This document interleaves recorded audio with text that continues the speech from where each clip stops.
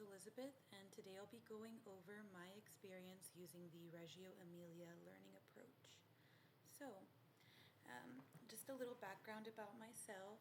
I am from Laredo, Texas. That is where my family lives. That's where my partner lives. So, I have a lot of roots there, and this is actually where I conducted my little art experiment. Now, for my student, I chose somebody that I'm really familiar with. Her name is Charlie, and she is 6 years old. She is my boyfriend's daughter, so I'm pretty well acquainted with her. She's pretty comfortable with me. I thought she would make the perfect student for this little project. So I went ahead and chose something really simple because of the basis of this approach, as well as she's only 6. She just turned 6, so that would make her a first grader. And pretty much to start, all I really did to engage with her was ask her if she wanted to make some art. For her, really, it comes across as just playtime.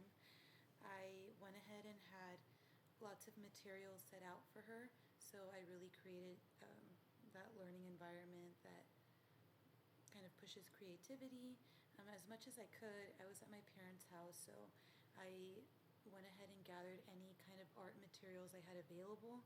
I went ahead and got some paint, pencils, colored pencils, crayons.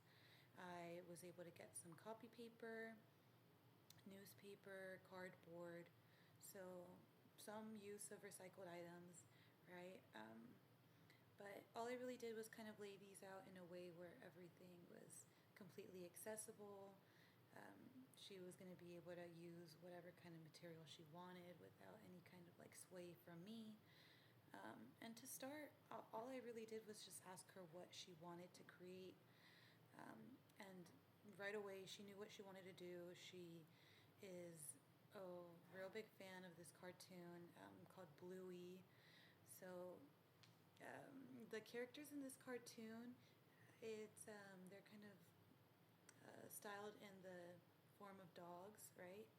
So they're pretty simple cartoons to draw. Really basic shapes. It is a kid's cartoon, so I thought, perfect. Let's go ahead and do that. She was really able to kind of teach me a lot of things in the sense that I really wasn't that familiar with the show. She showed me the different characters. I was there just listening and along for the ride.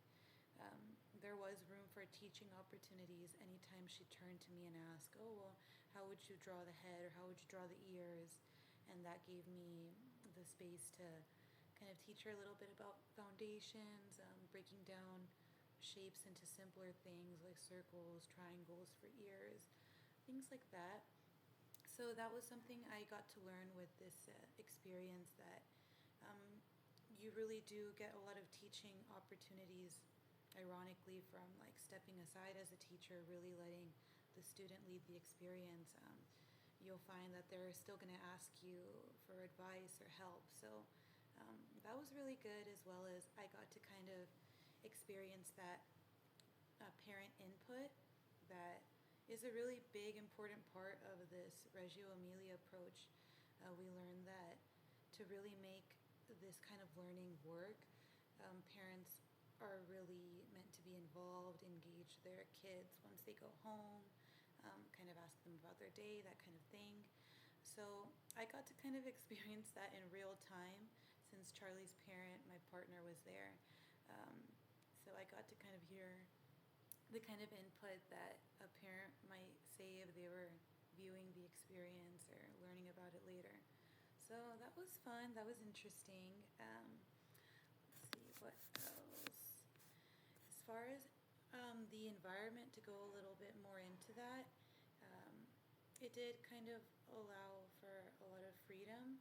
Since we were just on the floor, I laid out, a big cloth that way we didn't get too messy. We had some music. I did also ask what she wanted to listen to. So those were little ways where I tried to just incorporate her input, but, still provided the kind of environment that would be good for, this art project. And the results, were beautiful, were fun. She got to draw her very favorite characters. I think she, without realizing it, learned a little bit about, how to better draw these characters. And just all in all, it was a really good experience for everybody. So, um, in general, I do think this experience could work in schools, maybe on small, controlled scales. But all in all, I would say the approach was a success and it yielded very good results. Thank you.